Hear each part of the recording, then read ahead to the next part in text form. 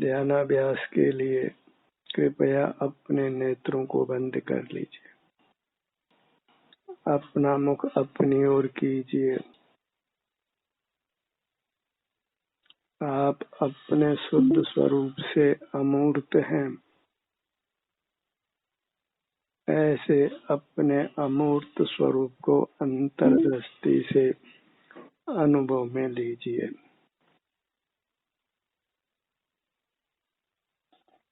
अमूर्त जीव का मूर्त पदार्थों पर आश्रित रहना योग्य नहीं है।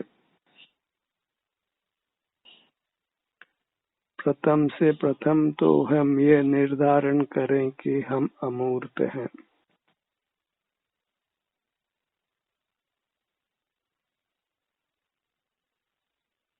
आयु पूरी कर अन्य गति को जाते हुए जीव को हमने कभी नहीं देखा है, क्योंकि जीव अमूर्त है।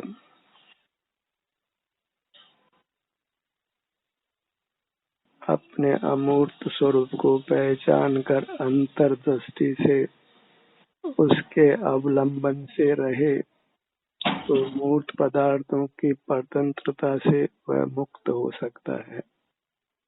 मूर्त के बंधन से वह मुक्त हो सकता है।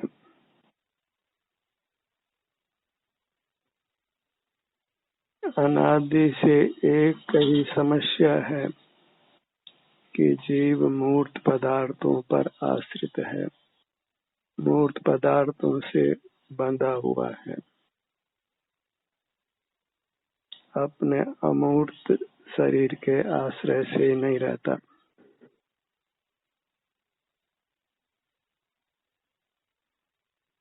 और यह अपराध की श्रेणी में आता है, जिसके कारण उसको नाना प्रकार के दंड भोगने पड़ते हैं। दुखों का कोई पारावार नहीं है।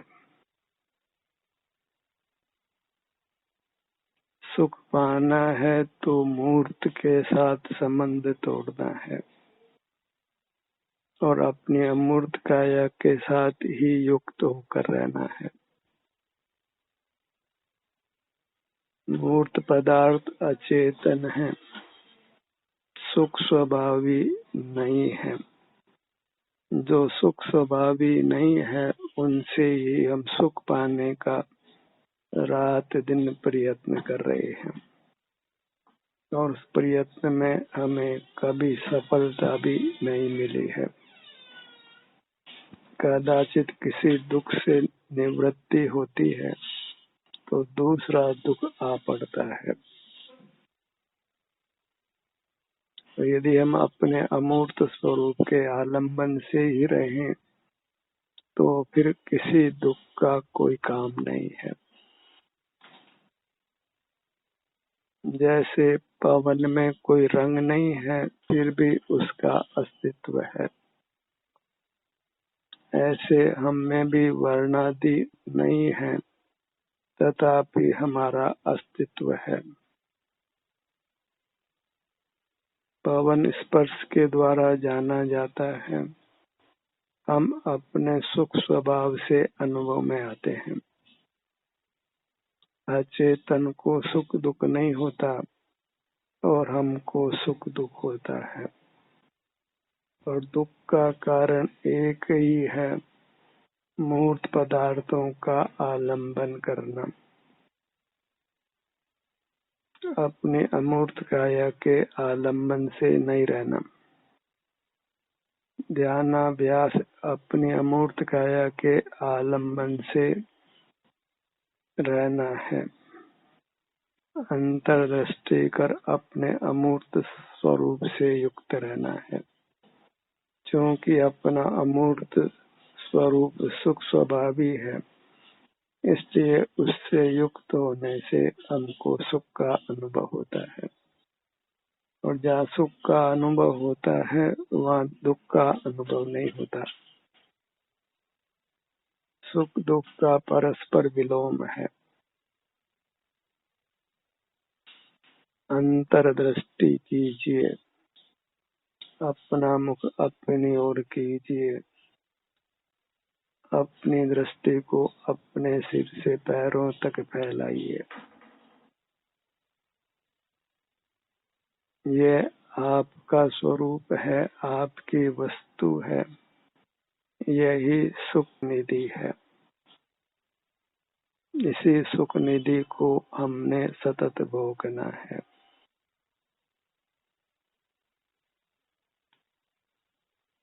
अपने ध्यान को अपने सिर से पैरों तक ही विस्तारित करिए। नाना अंग उपांग वाली हमारी काया है। वास्तव में तो पूरे ब्रह्मांड के बराबर है, सिमट कर ही प्राप्त मूर्त शरीर के बराबर है। हम क्षेत्र से भी महान हैं और अपने सुख स्वभाव से भी महान हैं। मूर्त के आश्रय करने के कारण ही हम पामर होते हैं। अपने ध्यान को अपने विभिन्न अंगों पर क्रम से लाइए। ये स्वावलंबन की विधि है, अपना ही संवेदन करते हुए जीने की विधि है, मूर्त की परतंत्रता से मुक्त होने की विधि है। अपने ध्यान को अपने ललाट भाग पर लाइए।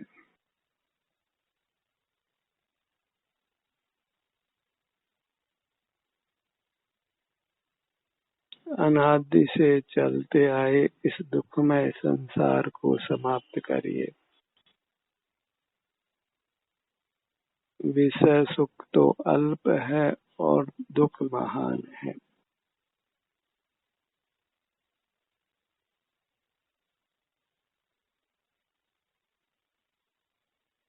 पल पल में हम नाना जीवों को मरते हुए देख ही रहे हैं।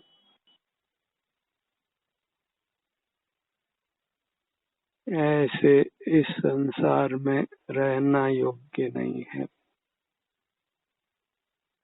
इसके लिए मूर्त के साथ संबंध विच्छेद करिए, उसको उपयोग में लेना बंद करिए। और अन्य जीव भी हमारे लिए मूर्त हैं। उनका शुद्ध अमूर्त स्वरूप हमारे ज्ञान गोचर नहीं होता है। अमूर्त जीव गुप्त ही है, वह स्वयं के ही संवेदन गोचर होता है। मूर्त के साथ मिलकर ही वह अन्य जीवों के द्वारा अनुमान से जाना जाता है। मूर्त शरीर के माध्यम से ही एक दूसरे के साथ व्यवहार करते हैं और वह व्यवहार सदैव ही राग द्वेष रूप होता है, परावलंबन रूप होता है, आकुलता रूप होता है।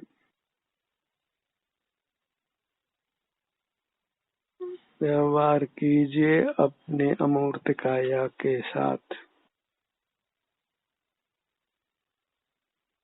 यदि धर्ममय जीवन जीना इष्ट है तो अपने मूर्त को ही धारण कर रहिए।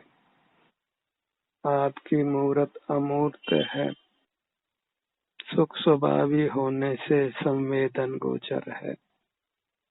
अपनी मूर्त में ही हमको सुख दुख का वेदन होता है।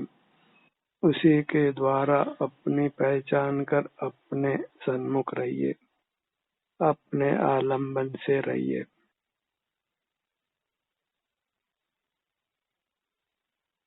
प्रथम तो संसार सागर से पार उतरने का अभिप्राय बनाइए।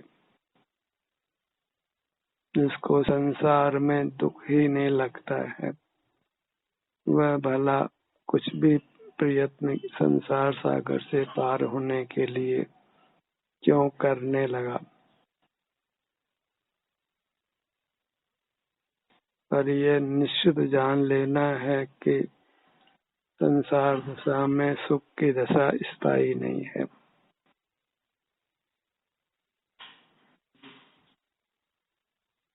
हम लोगों को नाना दुखों से ग्रस्त त्रस्त देखते ही हैं और हम कोई अपवाद नहीं है। हम भी संसार के एक प्राणी हैं। कभी भी दुखों से ग्रस्त हो सकते हैं, इसलिए हमें दुखों से अपनी रक्षा करनी है।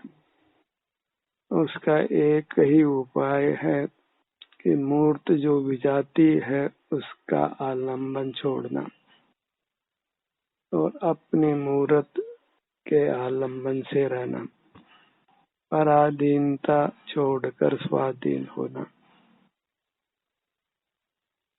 अपनी मूर्त ही हमें पूर्ण सुख देने में समर्थ है। जड़ पदार्थों के पास सुख ही नहीं है तो वो सुख कैसे दे सकते हैं। सुख अनुभव में आता है, वह अपने स्वभाव के कारण ही आता है। मूर्त पदार्थों को सुख होता हुआ नहीं देखा जाता है, क्योंकि वे सुख स्वभावी नहीं है।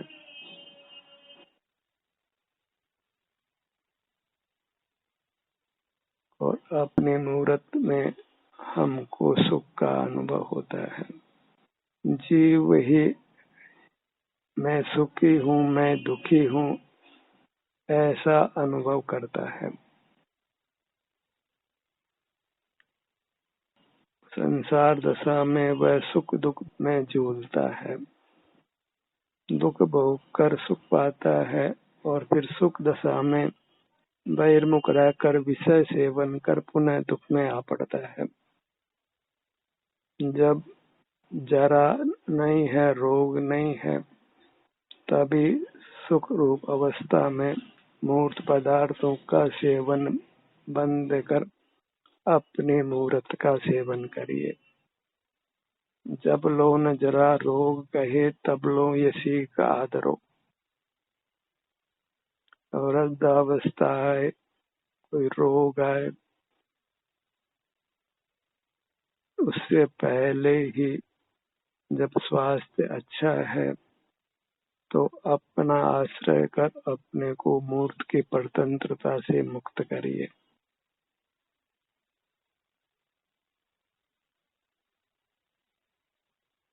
कोई व्यक्ति सड़क के किनारे रहता हो, गर्मी का मौसम हो, तो उसके लिए योग्य है कि वह प्रातः ही जब सूर्य का वेग अधिक नहीं है तो खाना बनाकर अपनी क्षुधा को शांत कर ले। सूर्य के तीव्र प्रकाश में फिर खाना बनाना संभव नहीं होगा। ऐसे ही जब तक वृद्धावस्था नहीं हो, रोग नहीं हो, तभी अपने स्वरूप का ध्यान कर अपने को दुखों से मुक्त करिए। अपने स्वरूप को पहचानिए। जो अमूर्त है और सुख स्वभावी है। जो मूर्त शरीर मिला है उसके साथ एकत्व ममत्व नहीं करना है, क्योंकि उसने निश्चित छूट जाना है। छूट जाता है क्योंकि वह पर पदार्थ है, अचेतन है, हमारा स्वरूप नहीं है। उसके सहाय से जो कुछ हम कर पाते हैं वह हमारा स्वभाव नहीं है। चलना फिरना, बोलना हो कि देखना हो, आदि नाना कर्म हम उसकी सहाय से ही करते हैं और उन सब कार्यों से हम परतंत्र ही होते हैं। उन सब कार्यों को विराम देकर अंतर्दृष्टि कर बस रहना है।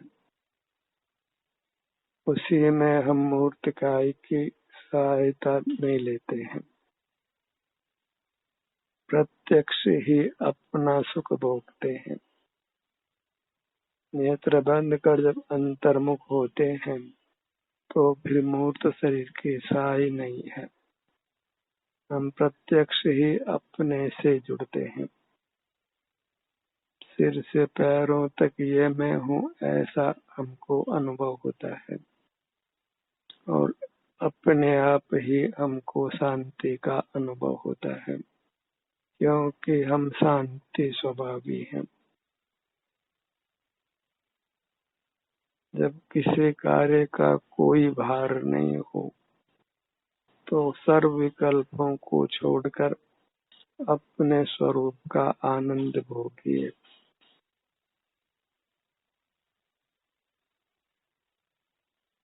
अंतर में ही विहार करते हुए रहिए, अपने से युक्त रहिए। अपने विभिन्न भागों पर ही अपने ध्यान को लाकर स्वतंत्र रहिए, आत्माश्रित रहिए। अपनी अमूर्त काया ही आत्मा है, आप है, जो परमात्मा स्वरूप है। परमात्मा के रूप में भी हम किसी मूर्त रूप की ही आराधना करते हैं, अपने को भी अमूर्त नहीं मानते और परमात्मा को भी अमूर्त नहीं मानते। जीव मात्र को ही हम अमूर्त नहीं मानते हैं, जबकि प्रकट ही यह जीव मूर्त शरीर को लेकर नहीं आता और लेकर नहीं जाता।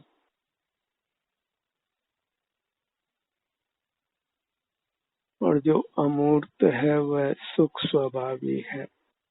तो मूर्त पदार्थों में सुख का अन्वेषण करना बंद करिए, फिर वह अचेतन हो कि चेतन हो, क्योंकि अन्य जीव भी उनके मूर्त काया के संबंध से ही हमारे व्यवहार में आते हैं। अन्य जीव जो मुक्त हो गए हैं, मूर्त काया से रहित हो गए हैं, उनसे व्यवहार करना संभव नहीं है। भले हम परमात्मा की भक्ति करते हों, पर वह परमात्मा हमारे ज्ञान का विषय कदापि नहीं बनता है। किसी ने आज तक अमूर्त परमात्मा को देखा नहीं है, भले ही परमात्मा का वह नाम क्यों न जपता हो, उनके किसी मूर्त रूप की कल्पना क्यों न करता हो, पर मूर्त रूप तो अचेतन का है, पुद्गल का है। वह परमात्मा का रूप कैसे हो सकता है? भ्रम का निवारण करिए। अपना अमूर्त रूप ही हमारे अनुभव में आता है, संवेदन में आता है, क्योंकि हम सुख स्वभावी हैं। अन्य जीव भी सुख स्वभावी हैं, किंतु उनका सुख उनके ही अनुभव में आता है, उनका दुख भी उनके ही अनुभव में आता है। इस प्रकार अन्य जीव हमारे ज्ञान के विषय नहीं बनते हैं। ज्ञान का विषय एक अचेतन मूर्त ही बनता है, जो सुख स्वभावी नहीं है। उसी में हम सुख का अन्वेषण करते हैं और उसी अन्वेषण के कारण ही हम नाना दुख भोग रहे हैं। बालू बेल कर तेल पाना चाहते हैं, अचेतन को भोग कर सुखी होना चाहते हैं। और अचेतन को भोगना भी इसी हेतु से है कि मूर्त शरीर मिला है। मूर्त शरीर छूट जाने के बाद हम कोई भोजन नहीं कर सकते हैं, आंखों से किसी को देख भी नहीं सकते, क्योंकि ये मूर्त काया रूपी यंत्र ही आयु पूरी होने पर छूट जाता है। तो आज कल्पना करिए कि मूर्त शरीर छूट गया है, आप अमूर्त प्रकट हैं। ऐसी स्थिति में क्या चेष्टा होना संभवित है?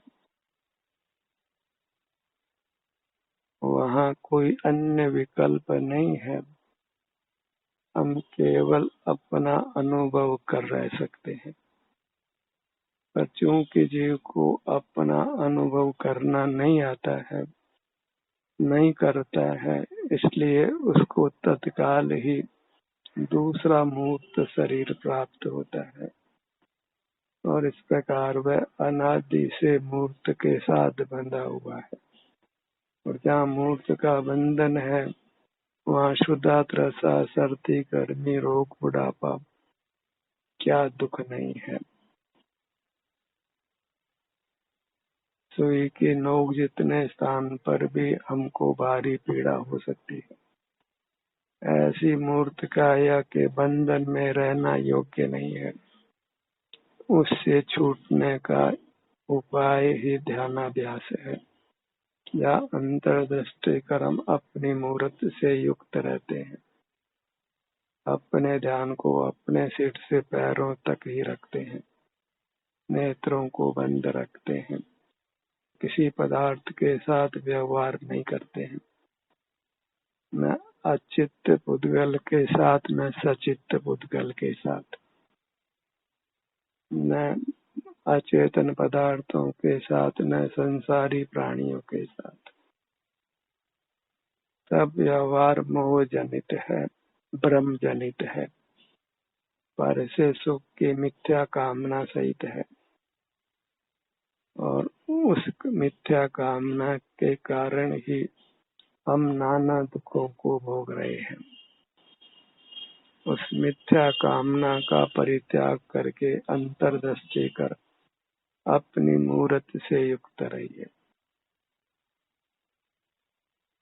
थोड़े समय भी अपने सन्मुख रहेंगे तो हमें अपने उत्तम सुख का अनुभव होगा।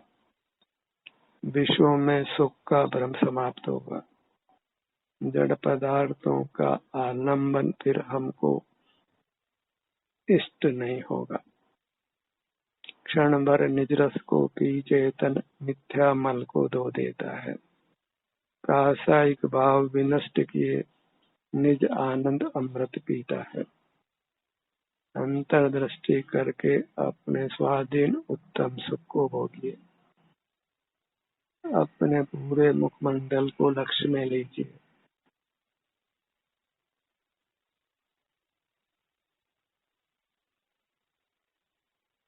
गर्दन का भाग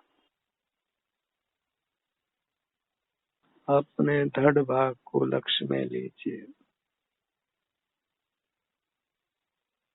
अपनी यह अमूर्त काया है, वह वास्तव में परमात्मा का रूप है।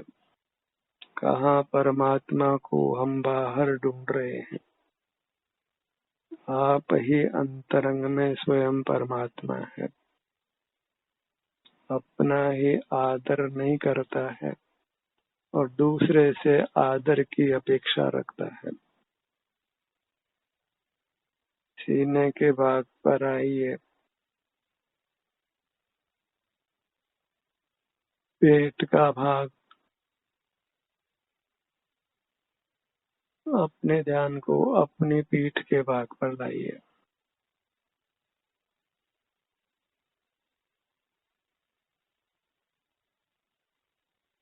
दाईं भुजा,